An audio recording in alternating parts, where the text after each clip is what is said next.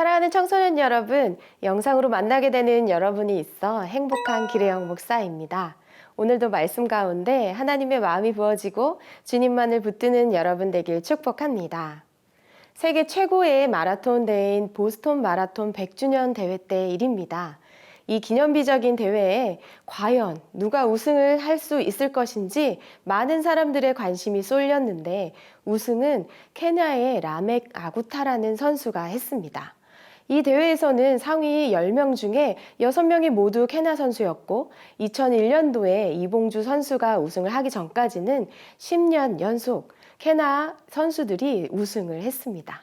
케냐 선수들의 이런 독주에 대해서 전문가들이 나름 분석을 했는데 트랙도 없이 거친 땅에서 훈련을 하고 제대로 된 음식이 없어 단백질을 많이 섭취를 못하는 케냐 선수들의 어려움이 오히려 마라톤에 적합한 몸을 만드는 데 도움을 주고 있다는 사실을 발견했습니다. 또 교통이나 도로가 발달되지 않아서 하루에 수십 킬로씩 뛰어다니는 것이 일상인데 이런 어려움이 선진국들의 체계적이고 과학적인 훈련보다도 훨씬 마라톤에 적합한 선수들을 키워주고 있었다고 해요. 좋은 선수가 되기 위해선 고난을 감수해야 하기도 하죠. 그러나 그 고난 가운데 마라톤에 적합한 몸이 만들어지는 것처럼 인생의 고난 가운데 하나님을 붙드는 유익을 얻게 됩니다. 오늘의 말씀 제목은 다시 주를 붙듭니다 입니다. 오늘의 말씀은 시편 137편 1절에서 9절입니다. 바벨론 강가에 앉아 우리가 시온을 기억하면서 울었습니다. 거기 버드나무 가지에 우리가 하프를 매달았습니다. 우리를 사로잡아온 사람들이 우리에게 노래를 시키고 우리를 고문하는 사람들이 기쁨의 노래를 부르라고 했기 때문입니다. 그들은 시온의 노래 가운데 하나를 부르라 하고 말했습니다. 우리가 어떻게 남의 땅에서 여호와의 노래를 부를 수 있겠습니까? 오 예루살렘아, 만약 내가 너를 잊는다면 내 오른손이 그 재주를 잃게 될 것이다. 내가 너를 기억하지 못한다면, 내가 예루살렘을 내 가장 큰 기쁨으로 여기지 않는다면 내 혀가 내 입천장에 붙어버릴 것이다. 오 여호와여, 예루살렘이 넘어지던 날에 에돔이 한 일을 기억하소서. 그들이 부르짖으며 무너뜨리라, 그 기초까지 다 무너뜨리라 라고 했습니다. 오 멸망할 수밖에 없는 바벨론의 딸아, 네가 우리에게 한 대로 갚아주는 사람은 복이 있으리라.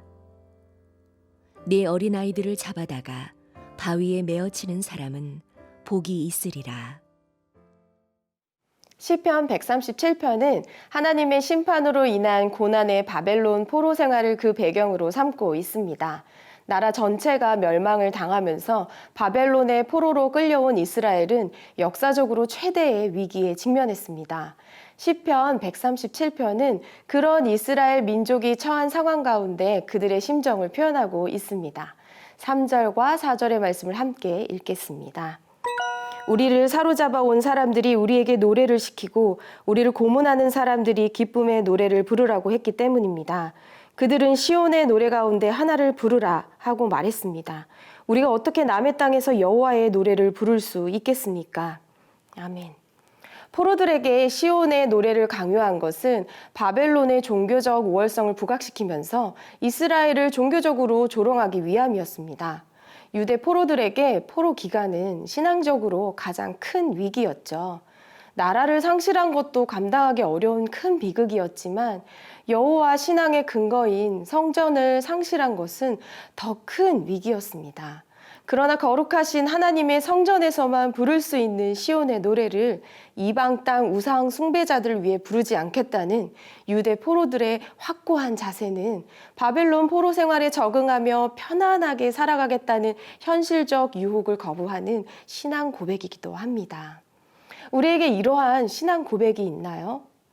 세상에 적당히 순응하며 적당히 안락하게 지내지 않고 늘 하나님과 동행하겠다는 우리의 신앙적인 결심, 그런 거 말이죠. 우리는 세상의 즐거움이 아닌 하나님을 기쁘시게 하는 자들로 부름받은 사람입니다. 하나님을 붙들어야 하는 주의 백성입니다. 하나님을 향한 간절한 열망의 기도와 고백이 있는 저와 여러분 되기를 축복합니다.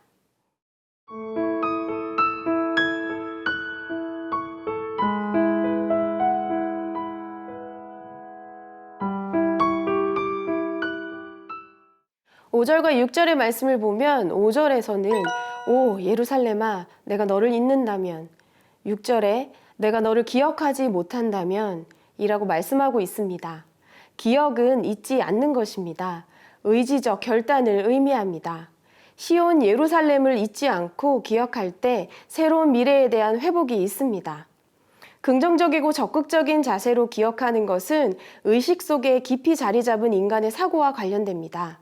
그것은 삶의 우선순위로 이어지죠. 시온을 잊지 않겠다는 의지적 결단은 모든 것보다 더 큰 우선적 가치를 시온에 두는 기억의 단계로 나아가는 것입니다. 그런 우선순위로 정착하는 기억의 단계는 신앙이 자신의 삶 속에 자연스럽게 정착하는 생활화 단계이기도 합니다. 우리의 삶 가운데 물 흐르듯이 자연스럽게 하나님이, 예배가 자리 잡고 있나요? 코로나19로 나태해진 우리의 삶 속에서 거룩과 경건을 돌아보며 순간마다 찾아오는 나의 연약함 대신 하나님을 기억하고 잊지 않겠다고 결단하기 바랍니다. 예배를 소홀히 하지 않을 것을 결단하고 삶의 가장 우선순위에 두길 바랍니다. 이스라엘 백성들이 바벨론의 비참한 포로가 되었을 때에도 하나님께서는 그들을 붙잡고 계셨습니다. 우리가 하나님의 손을 놓아도 주님은 늘 우리를 붙들고 계십니다. 주님의 신실하심과 우리를 향한 긍휼을 기억하며 오늘도 어떤 상황에서든 우리를 다시 일으키실 하나님을 찬양하며 주님만을 굳게 붙드는 저와 여러분 되기를 축복합니다. 기도하겠습니다. 사랑의 하나님, 이 세상에 다른 어떤 것을 구하지 않고 오직 하나님의 기쁨이 되기를 원합니다. 다른 어떤 것에 만족하지 않고 오직 하나님을 붙들며 예배를 붙들기 원합니다. 우리가 기억하게 하시고 결단하게 하시고 삶의 고백으로 주님께 올려드릴 수 있도록 주님 인도하여 주시옵소서. 그렇게 행하실 주님을 찬양하며 예수님의 이름으로 기도합니다. 아멘.